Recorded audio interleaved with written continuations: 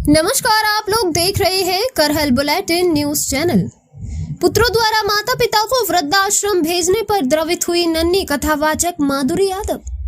कुर्रा के अंतर्गत गांव नगला खुर्दन में चल रही श्रीमद् भागवत कथा में पहुंची श्री धाम वृंदावन गुरुकुल से शास्त्रीय कथा का अध्ययन करने वाली छोटी सी बच्ची दिव्य किशोरी माधवी यादव ने आज मां पिता के साथ बुरे बर्ताव पर समाज एवं कथा में श्रोताओं का भजन के माध्यम से मार्गदर्शन किया, जिसे सुनकर भक्तों की आंखें नम हो गईं। आपको बताते चले 7 दिवसीय श्रीमद् भागवत कथा पुराण गांव नगला खुर्दन में स्वामी आधार चैतन्य के मार्गदर्शन में समर चैतन्य की चल रही है, जिसमें वृंदावन गुरुकुल से आई नन्ही बच्ची ब्रह्मचारिणी माधवी यादव के भजन पर कथा पंडाल में श्रोताओं की आंखों से अश्रुधारा बहने लगी। तालियों से सभी ने बच्ची का उत्साहवर्धन किया। श्री धाम वृंदावन के कन्या गुरुकुल से आई नन्ही ब्रह्मचारिणी माधवी यादव ने सरकार से अपील करते हुए कहा कि हमारे सनातन धर्म में जितने भी शास्त्र हैं उनको शिक्षा के पाठ्यक्रम में जोड़ा जाए। मैनपुरी से संवाददाता अंकित कुमार की खास रिपोर्ट।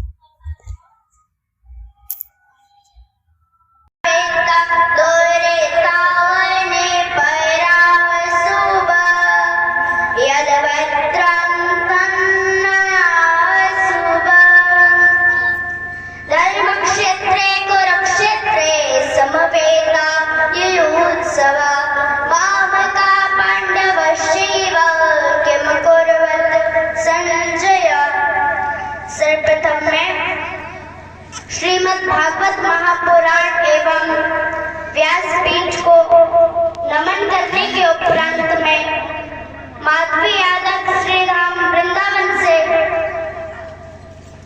मैं अपने दादा एवं दादी श्री जगदीश सिंह एवं श्रीमती रामा देवी की प्रेरणा से मैं आप सभी के समक्ष बोल रही हूँ।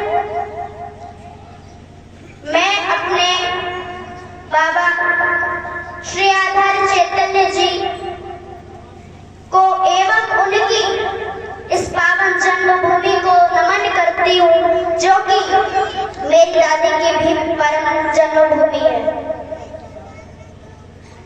मैं इस व्यास मंच पर उपस्थित वाचकों को नमन करते हूँ और भागवत प्रेमियों को मैं प्रणाम करती हूँ। मैं कुछ बेटियों को और माता के उपरांत बोलना चाहती हूँ। मैं ये बोलना चाहती हूँ कि हमारा जो भारत देश है एक सनातन प्रेमी देश है, लेकिन दुर्भाग्य बस ये है कि कोई भी स्कूल में हमारी पाठ्यक्रम में कोई भी धार्मिक पुस्तक नहीं है, ना इंटर में है, ना हाई स्कूल में है, ना बीए में है। मैं इस मंच से सरकार से ये आग्रह करती हूँ कि धार्मिक पुस्तक को हमारी पाठ्यक्रम में जोड़ा जाए।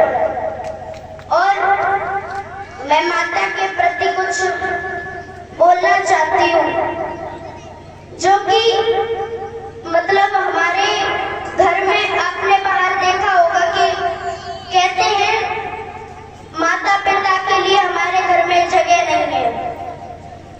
ज्यादातर देखा होगा। एक बार मैं एक घर में गई, मैंने कहा कि आपके घर में कितने लोग हैं? उन्होंने उत्तर दिया कि मेरे घर में 4 लोग हैं, 2 हमारे बच्चे और 2 हम। कुछ देर बाद मैंने पूछा क्या माता पिता नहीं है?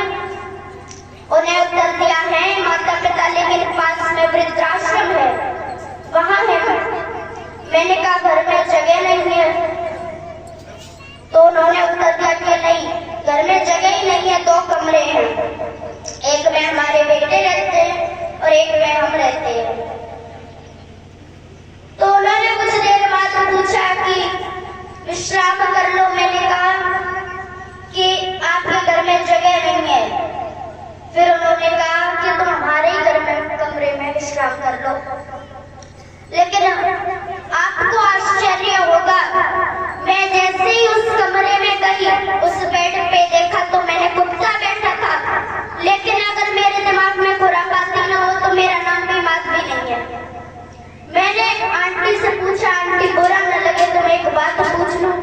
क्या जिस बेड पर कुत्ता बैठ सकता है, क्या उस बेड पर बूढ़ी माँ और बूढ़े पिता नहीं बैठ सकते?